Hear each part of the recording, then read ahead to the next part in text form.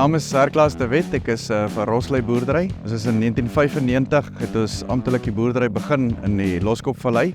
Ja, as boer met sitrus, is dit so net meer as 1000 hektar sitrus in die grond en dan bloubessies ook.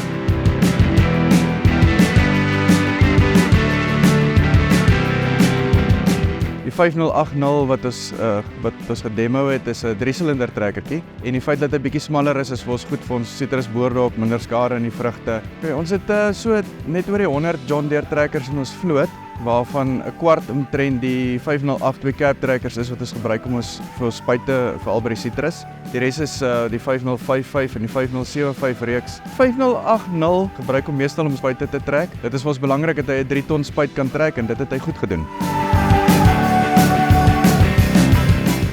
Ons het 'n baie goeie verhouding met John Deere in die Loskopvallei. Tak is in Marble Hall. Die mense met wie ons daar werk is baie vriendelik en behulpsaam. Ja, ons probeer ons trekkers vloot redelik nuut hou, so ons ruil gereeld trekkers in. En hulle is baie behulpsaam met dit, met pakkette en pryse en al die dinge, die finansiering en alles.